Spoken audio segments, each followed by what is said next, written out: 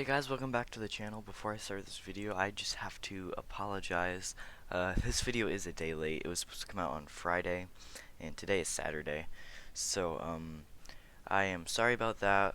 There is a mix-up with my footage and everything, but it should be back to normal next week. So, on to the video. Hey guys, today we will be reviewing the Star Wars Black Series Kit Fisto, and this figure does look really cool. I picked this guy up at GameStop a few weeks ago. And I hate how GameStop puts the sticker right on the middle of the Star Wars on the box. It's just kind of annoying. I mean, they couldn't have put it on the bottom where there's just a bunch of random crap, or down here towards the bottom. So, or even up here on the back on the Star Wars. It would have been better than where they put it. But I know that is just how they put it on their pegs. So, I mean, I understand. It's just a little annoying. Anyway, this is 112 in the Black Series and is the last figure that will be in the Phase 3 box. I'll throw up a photo, but the next wave of figures come out in this style box, and yeah, I like the new box. The only problem is, as you can see with the new box, it has an angle at the side, and the problem with that is I couldn't stack my figures like I do. I couldn't do that anymore because the angle on the side. So, I guess, unless if I get any older figures, this is as tall as my figure wall will get. I don't know, I only have room for 3 more figures at the top before I hit the little shelf at the top of my thing there. So, yeah, I don't have a whole lot of room up there anyway, but it is a little disappointing to see them, change the box that drastically.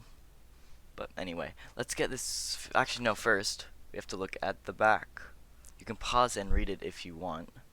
I love the art of Kit Fisto on the back. I wish they put him smiling as he pushed C-3PO.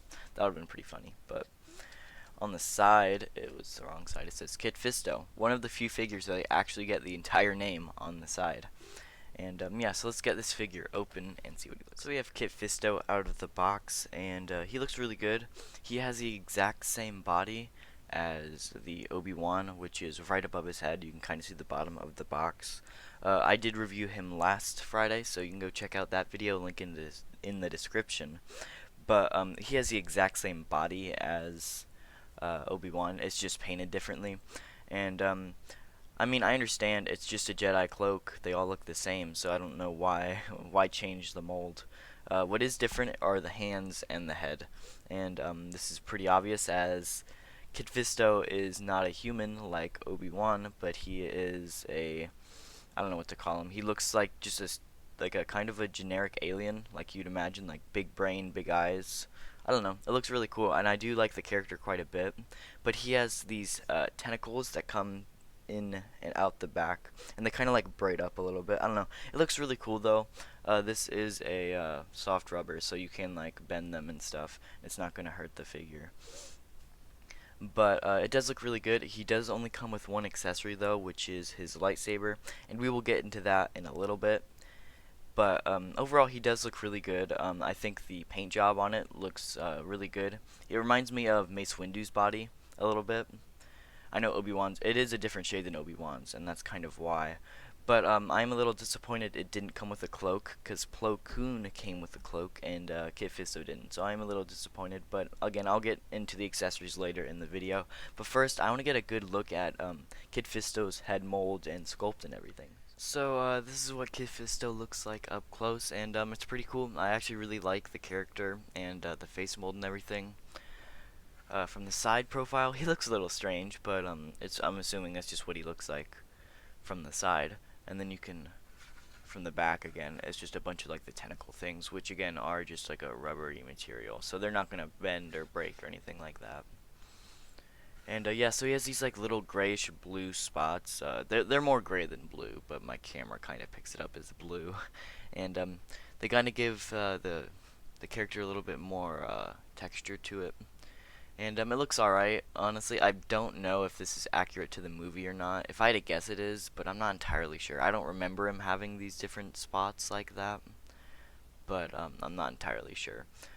Yeah, the sculpt and everything looks great. The eyes and and the painting and everything looks really good too. There's not a whole lot that's really wrong with this print and mold and everything.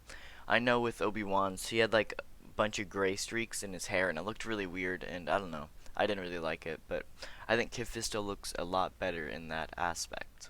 So this figure does only have one accessory. He has his lightsaber, and overall, it does look good from the surface, but then you realize this isn't Kit Fisto's lightsaber. They just released the Kit Fisto Force FX lightsaber, which I did pick up, and that review should be out in a few days. But it's not his lightsaber. I don't know. Hasbro cheaped out, and I think they just grabbed one of Grievous's lightsabers from the Black Series Grievous, and they threw it in, and they hoped people wouldn't notice.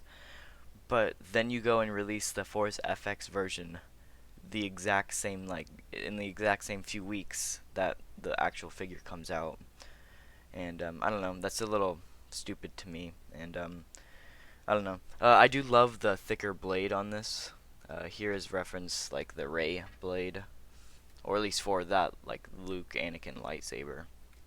It's thinner, and I've just had several of these types of blades bend on me, and it's a little disappointing to see. And that's why I really like the thicker blades. They're a lot better, and they're not going to bend or break as much as these thinner ones. So yeah. And another thing, this is a removable blade. You just pull it out, and we can get a good look at the actual mold of the saber, and it does look really good. It is inaccurate to the actual lightsaber, but it does look really good, and get it flipped around here. Yeah. So one thing, Kit Fisto's lightsaber is actually all silver. There's no black on it at all, and I guess there's like 2 or 3 rings, but not in that like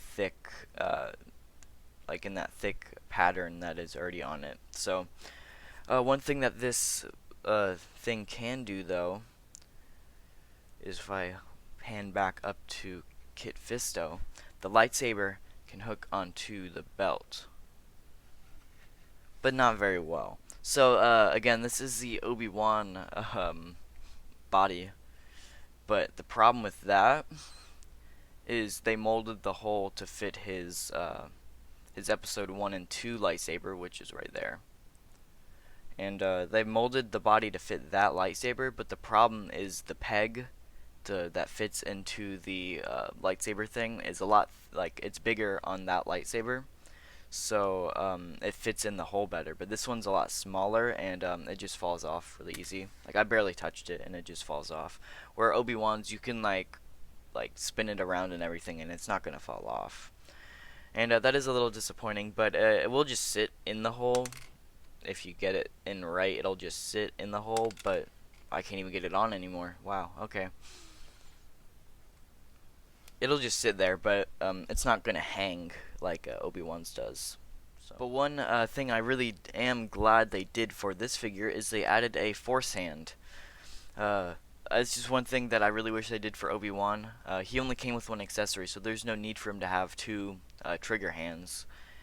And that's one thing I think they should do for all the Jedi, is if they're going to give them 2 trigger hands, they should at least give them extra hands you can switch out. And honestly, I don't know why Kit Fisto would need that, and they just went ahead and gave him the Force Hand anyway. I guess one accessory that would be really good to go with him, I think, just as a little nod, would be a silver C-3PO head that, you know, it doesn't really do anything on its own, but if you get the Geonosian battle droid, you could switch out the heads and make it like the Geonosian C-3PO from Episode 2. I think that would have been really cool, and definitely would have forced me to pick up a few of those Geonosian battle droids. So overall, I mean, I do like this figure quite a bit. There is a problem with the inaccurate hilt and it not fitting in the peg, but other than lightsaber-wise, it's a great figure. You know, it has a great face mold with great paint apps, and it has really good articulation, again, because it is on that Obi-Wan body. But you know, I think I'm gonna give it a 4 out of 5. I was gonna give it a 3.5, but I did realize it does come with the Force hand, like Obi-Wan doesn't. So I think I am gonna cut it a little slack and give it a 4 out of 5. I do really love the figure. I love the just the face mold and everything about it, and I do really like the Force hand that came with it. I wish it come with a few more accessories, maybe like a cloak or something. So I suggest this figure to any prequel fans, Clone Wars fans, because I know he was really big in the Clone Wars, Kid Fisto fans, or just people looking for a good Jedi. So.